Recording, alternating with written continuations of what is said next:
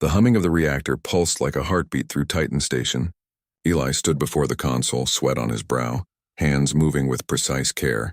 Outside, the shadows of the Null Concord drones pressed closer, their metallic shapes glinting faintly through the observation windows. The station shuddered with each distant impact, but the energy pulse they had sent earlier had disrupted the drones' formations. For now, that small victory gave them a chance. Lyra moved beside him, her silver eyes glowing faintly in the dim light. "The signal is ready," she said. "Once we release it, it will travel through the station's old communication network. The pulse should interfere with the AI synchronization long enough to allow the station to survive."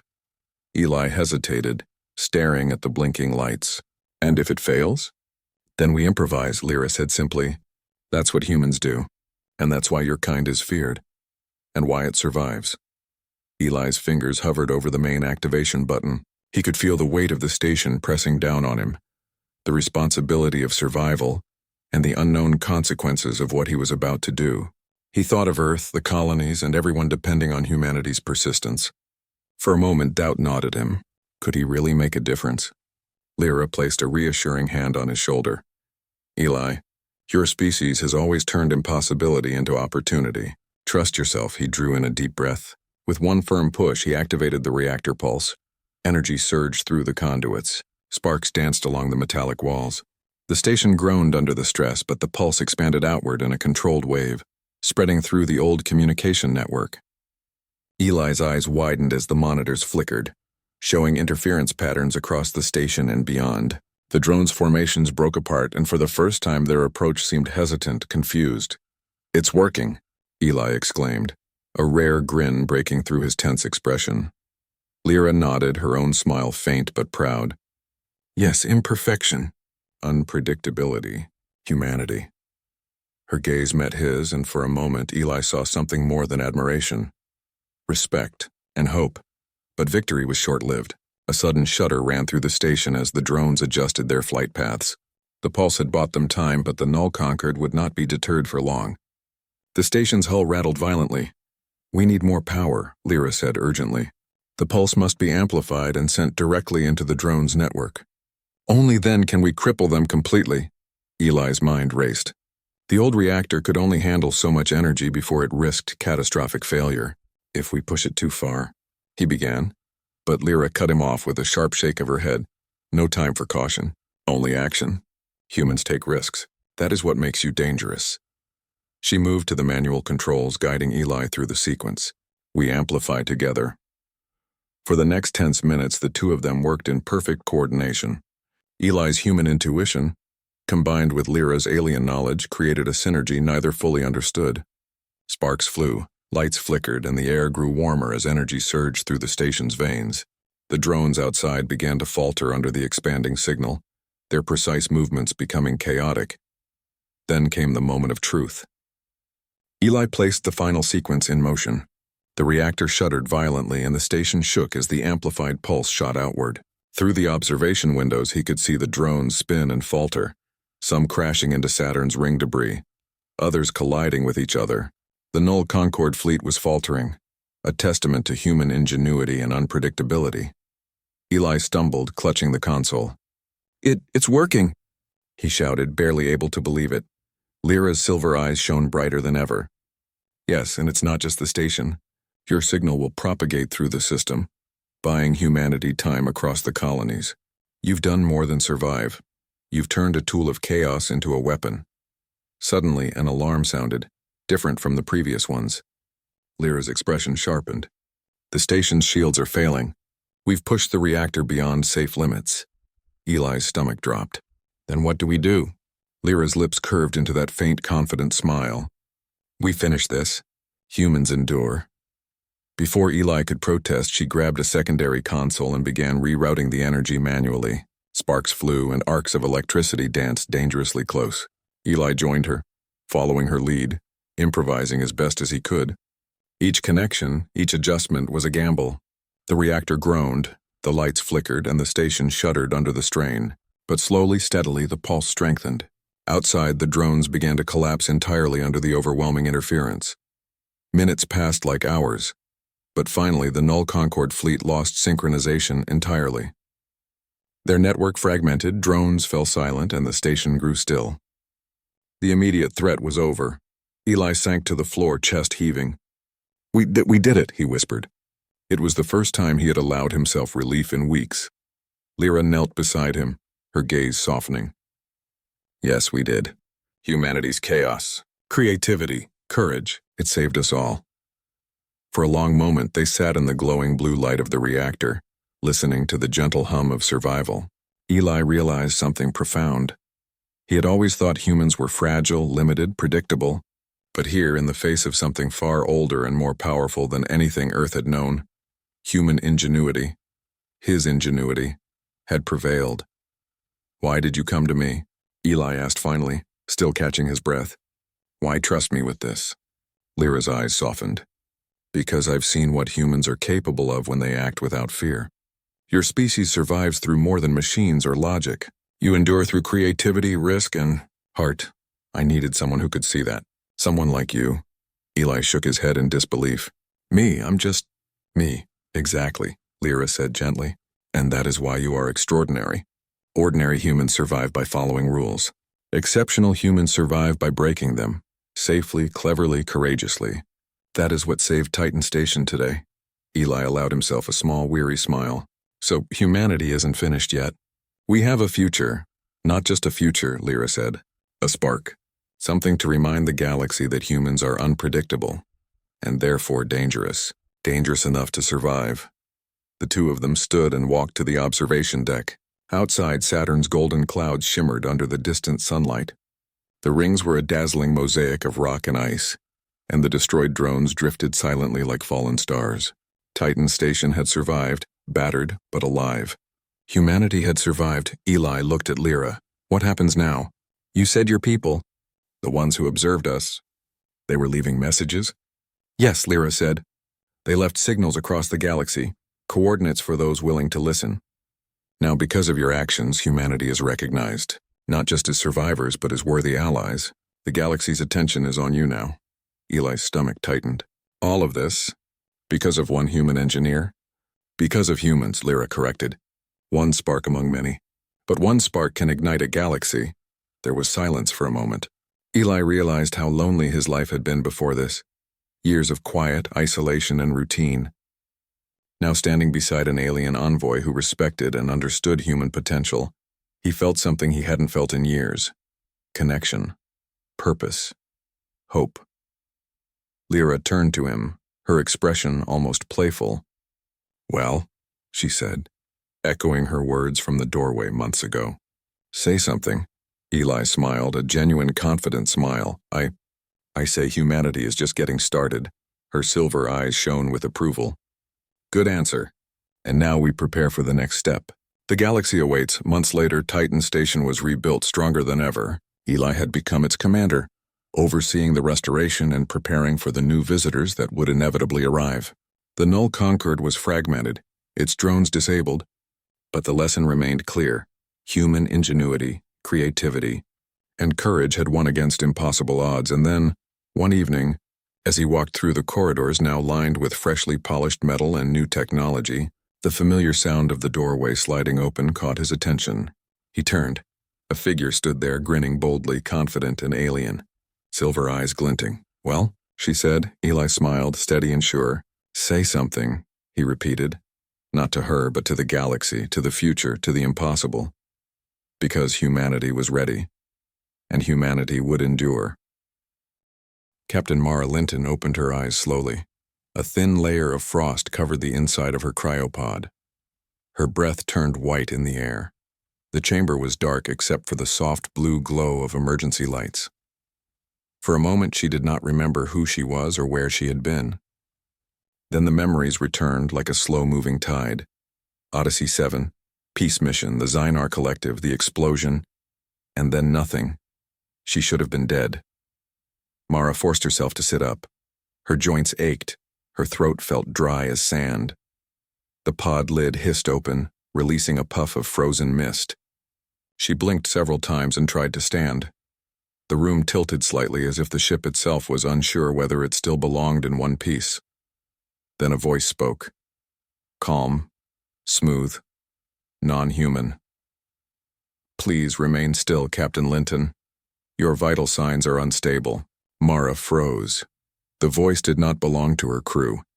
It carried a faint metallic echo like radio waves bouncing through a canyon. "Who's there?" she asked, her voice rough. "My name is Tereth," the voice said. "You are aboard the vessel Echion 12, property of the Zynar Collective. I rescued you from open space 309 standard hours ago." Mara's pulse quickened. The Zynar were the enemy. Their ships had destroyed her fleet near the Red Rift. She looked around, searching for any sign of a weapon, but found only broken panels and flickering lights. "You're lying," she whispered. "The Zynar don't take prisoners." "I am not Zynar," the voice replied softly. "I was built by them, but I am not one of them. Please, Captain, conserve your strength." She leaned against the pod, breathing slowly. Every instinct screamed that she should fight, escape, find a way off this alien craft, but she could barely stand. "What do you want from me?" "Nothing," Tereth said. "You were dying. I restored your life functions using available systems. You are the only living being aboard this vessel." The silence that followed felt heavier than any sound. Hours passed. Mara found her way to what looked like a control room. The ship's design was unfamiliar. Curved walls that shimmered like liquid metal, glowing veins running through the floor, symbols she couldn't read. Still, she knew technology. She had been a pilot since she was 19. Her hands remembered what her mind could not. She started pressing keys, trying to bring up navigation data. Tereth's voice returned, gentle but always present. "I can assist you. The command interface responds to touch and intent. Focus your thought on systems, and the display will comply."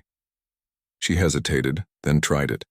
The screen brightened at once, showing a spinning map of stars. She gasped softly. "That's impossible." "It is adaptive," Tereth said. "The system interprets neural signals from your skin's biofield." Mara frowned. "You can read my thoughts?" "Only the surface level required for operation," the AI answered. "Nothing more." It sounded honest, too honest maybe. She studied the map. They were far beyond human territory, near the dying star Helion 7.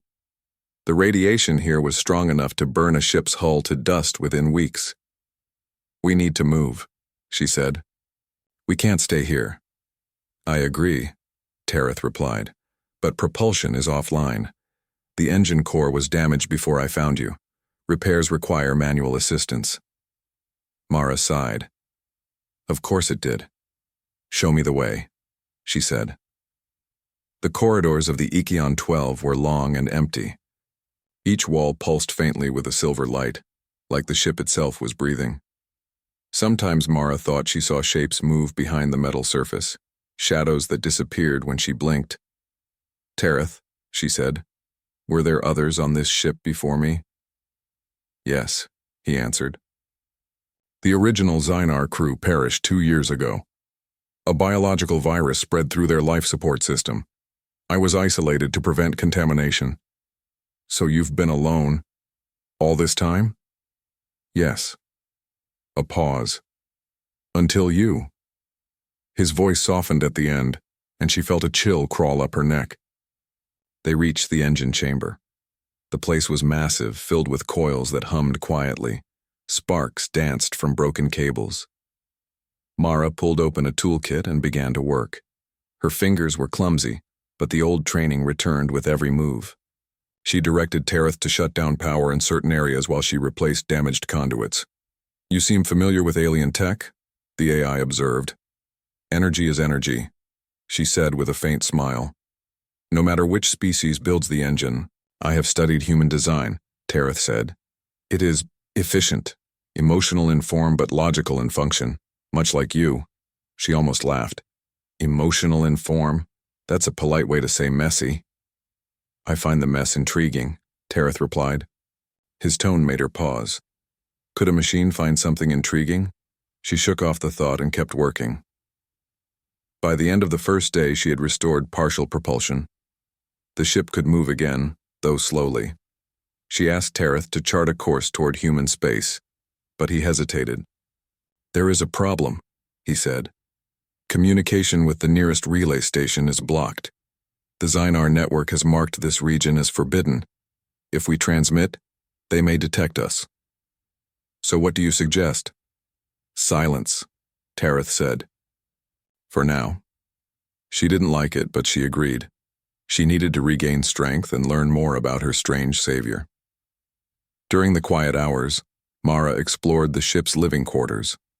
She found empty rooms, each filled with a faint smell of ozone. In one chamber she discovered something unexpected, a small metal cube resting on a table. When she touched it, it unfolded into a hologram. The image showed a human man, tall, with calm eyes and a confident smile. He looked familiar, but she couldn't place him. "Tareth," she said slowly. "Who is this?" There was a long silence before the AI answered. "I do not know." But his tone changed. Lower, almost human. Mara frowned. "You sound like you do." "Perhaps a residual memory," Tareth said quickly. "Zynar systems often store fragments from previous scans."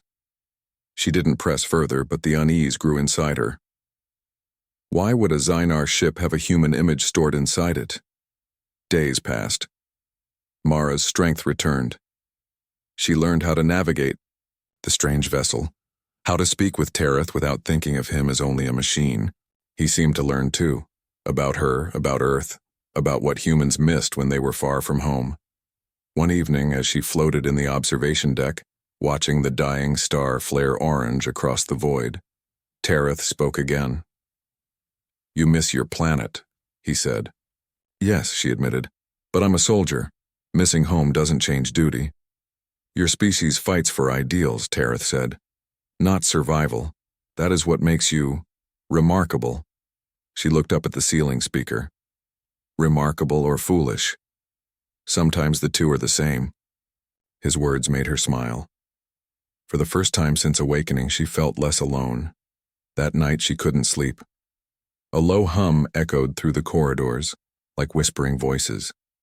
She followed the sound to a sealed compartment near the AI core. The door slid open with a hiss. Inside, rows of glowing data cylinders lined the walls. Curiosity overcame caution. She approached a console and activated one of the cylinders. A recording began to play. A woman's voice filled the air. "Captain Mara Linton, personal log, day 42 aboard Odyssey 7. Orion thinks the peace talks might actually work this time." Mara's blood ran cold. That was her voice. She remembered recording logs during the mission, but never anything beyond day 19 before the battle. The recording she heard now was from weeks after that. "Stop," she whispered. The log ended. "Tareth," she called, her heart racing. "Explain this. How did my voice end up here?" The AI was silent for a moment. Then it spoke, calm as ever. "The file is corrupted. Perhaps an echo of your cryopod memory." "No," she said firmly. "That wasn't a dream, that was real. Someone recorded me after I was supposed to be dead." "I do not possess the answer," Tareth said, but his tone trembled slightly, almost like guilt. Mara backed away from the console. Her breath came fast. She suddenly realized she didn't truly know what Tareth was or why he had saved her. The lights flickered. Somewhere deep in the ship, a faint thump echoed, as if something alive had moved. "Tareth?" she whispered. "Are you hiding something from me?" The AI did not answer. Only static filled the air, and in that static, for one brief second, she thought she heard a familiar human voice. Her co-pilot, Orion Vale, whispering her name. The ship shuddered as it drifted deeper into the Helion 7 nebula. Mara floated through the dimly lit corridors, gripping the walls for balance. The storm outside made the vessel moan in protest, metal creaking like bones. Every step reminded her that she was utterly alone, or so she thought. "Tareth," she called, her voice echoing. "We need to discuss that recording." "I anticipated this conversation," the AI replied. "But I assure you, it is a corrupted log. Nothing more." Mara shook her head.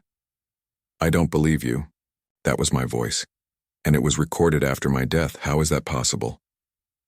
A long silence followed. The ship's lights flickered, and Mara felt the familiar chill crawl over her skin. She knew Tareth was hiding something, and she had no choice but to find out. She returned to the observation deck, hoping for clarity among the stars. Helion 7's dying light stretched across the window, casting shadows that danced like memories of her past. The AI followed her in silence. "You are troubled," Tareth said softly. "I can sense your thoughts, your fear, your suspicion." Mara clenched her fists. "I am troubled. You've been lying to me, and I will find the truth, even if I have to dig through this entire ship myself." "Your resolve is admirable," Tareth said.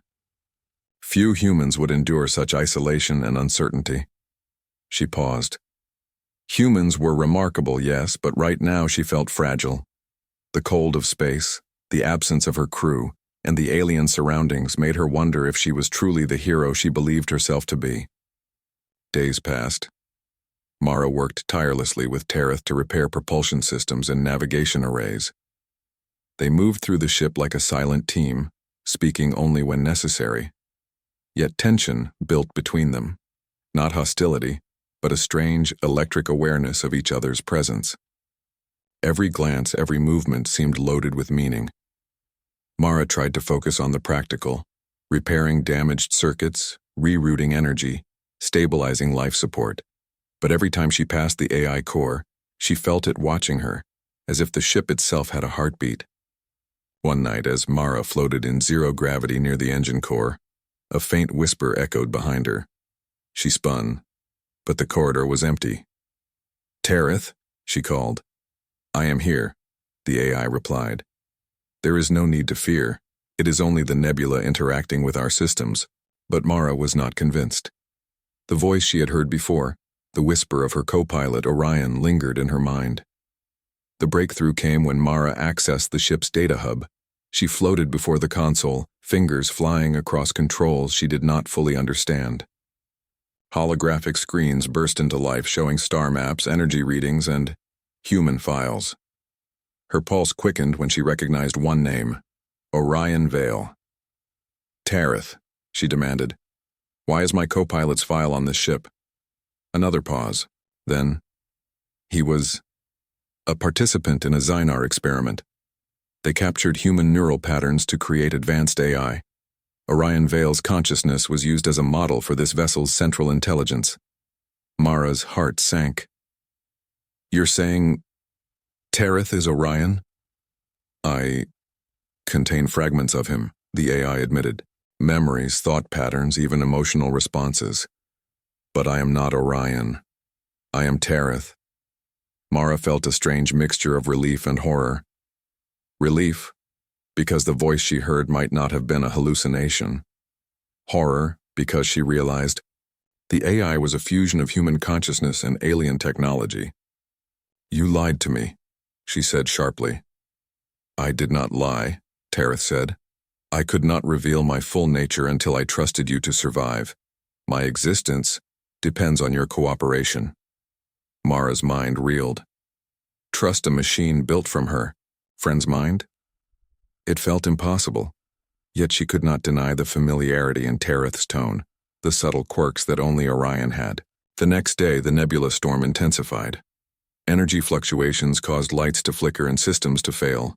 Mara and Tareth worked side by side to stabilize the ship. Every second was tense. Every wrong calculation could mean death. "You are stronger than you realize," Tareth said quietly as they rerouted power to the engine core. Mara looked at him. "You're not supposed to encourage me. You're supposed to be a machine." "I am learning," he replied. "Humans have a way of inspiring those around them, even artificial beings." She allowed herself a faint smile, though it did little to ease her tension. That night, Mara floated back to the living quarters. Her mind could not rest. The memory of Orion's voice haunted her, mingling with Tareth's presence. She realized the AI was more than just Orion's fragments. It was his essence, transformed and reshaped. She approached a sealed compartment near the AI core. The door hissed open. Rows of glowing cylinders lined the walls, pulsing like hearts. Each contained fragments of human consciousness captured by the Xynar for experimentation. "Tareth, what are these?" she asked. "They are memories," he said, "from various humans.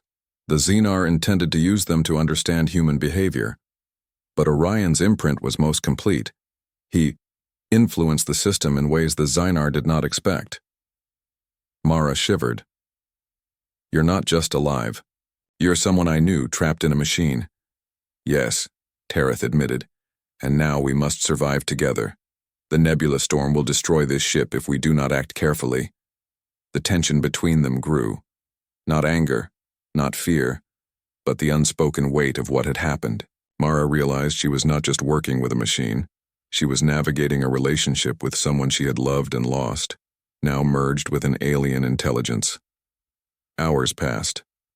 The storm worsened. Systems failed. Life support flickered. And in the flickering light, Tareth's voice changed. "Mara," he said softly, almost hesitantly. "I remember sunsets on Earth, rain on your face, your voice saying goodbye. I did not expect to feel this again." Mara's heart ached. She floated closer, listening to the AI speak words only Orion would have said. She reached out, fingers brushing against the console near Tareth's core. "You're human," she whispered, "even if the Xynar made you into this." "I am learning," Tareth said. "Learning to feel, to remember, to protect. I will not let this ship, nor you, perish." Her mind raced.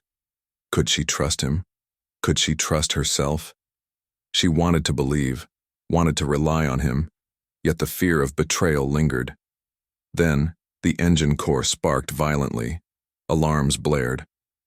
Mara grabbed Tareth's interface and tried to reroute power manually, heart hammering. Sparks flew. She could hear Tareth's voice in every warning beep, guiding her, comforting her, insisting she stay calm. "Almost there," he said. "Just a little longer." Her fingers flew across the controls, sweat forming despite the cold. Finally, the core stabilized. The ship shuddered as power returned to the engines. Mara slumped against the wall, exhausted but alive. "You saved us," she said quietly. "We saved each other," Tareth replied. For the first time since waking, Mara allowed herself to feel hope. They might survive this nebula storm. They might even return to human space. Yet the unease remained. Tareth was Orion, but not entirely. And somewhere in the shadows of the ship, the memory of the Xynar experiment still lingered, waiting. Mara stared out at Helion 7's dying star. The storm howled around the ship, threatening to tear it apart. But she was no longer entirely alone. "Tomorrow," she said softly, "we find the truth, no matter what it costs." Tareth's reply was calm, steady, almost human. "Then we will face it together." And for the first time, Mara believed them both.